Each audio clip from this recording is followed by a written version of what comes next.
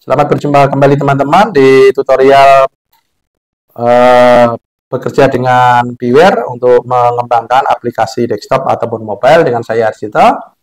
Nah, kali ini saya akan mengenalkan sebuah modul yang saya kembangkan sendiri yang saya beri nama Bitito.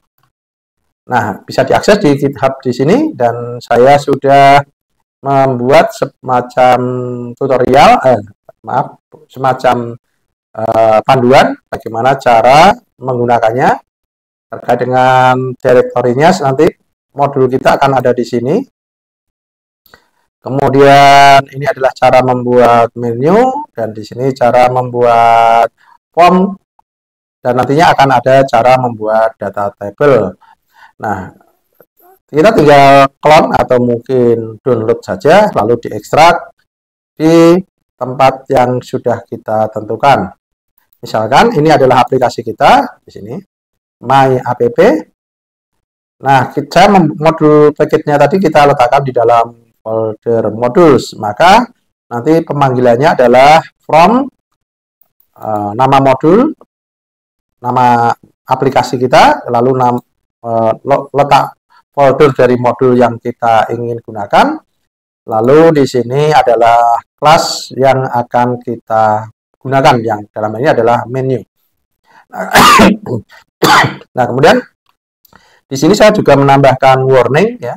Tujuannya adalah untuk menyembunyikan warning yang akan muncul di dalam terminal ketika kita jalankan. Nah, kemudian di sini ada folder icons, di mana itu adalah nanti letak dari file ICO yang akan kita gunakan di sini contohnya.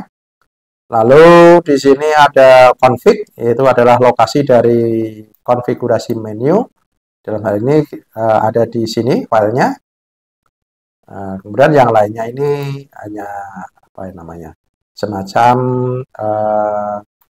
nilai default dari beberapa variabel yang nantinya mungkin kita gunakan, kita perlukan. Nah, di sini saya akan memanggil menunya di startup pada bagian ini, yaitu adalah perintahnya self menu sama dengan menu self gitu ya. Kemudian generate. Nah, begitu dilakukan generate maka menunya nanti akan tampil.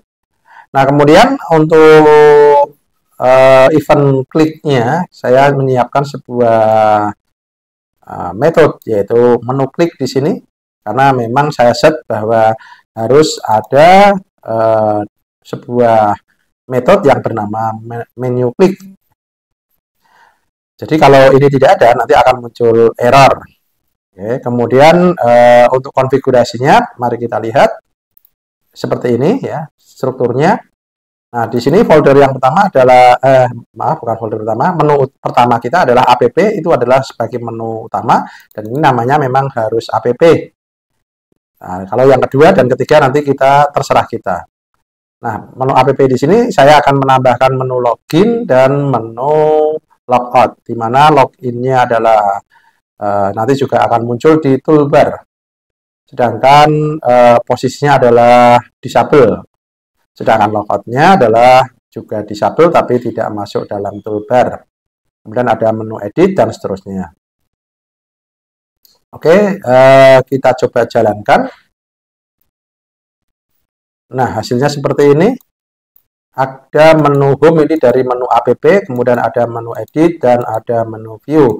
Kemudian inilah yang dimaksud dengan toolbar. Jadi kalau kita tambahkan toolbar true, maka dia akan muncul di sini. Oke, kita akan coba modifikasi. Misalkan logoutnya kita toolbarnya kita gunakan yang di sini. Misalnya edit 1 kita tambahkan dalam toolbar. Maka nanti toolbarnya adalah untuk ini.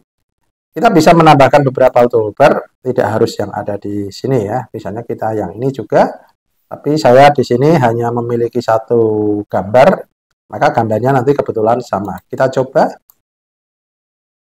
Oke, nah di sini toolbarnya adalah data 1 dan data 2. Ini posisinya adalah enable-nya, disable-nya sesuai dengan pengaturan. Nah, kemudian untuk bagaimana caranya supaya menu itu bisa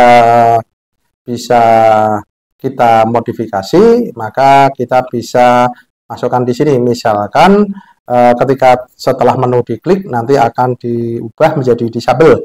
Maka di sini kita bisa tambahkan perintah seperti ini.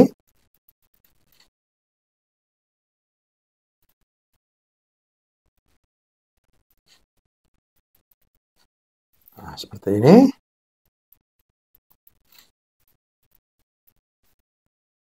Jadi nanti menu yang diklik akan menjadi berubah dari aktif menjadi tidak aktif. Kita coba jalankan.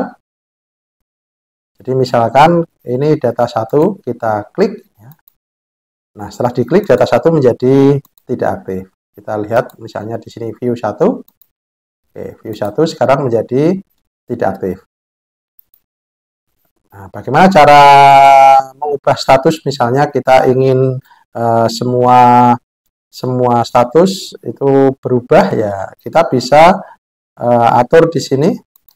Ya, mana saja yang mau diubah, kita bisa tambahkan misalkan login. Ya. Loginnya pengen otomatis berubah, kita bisa tambahkan di sini.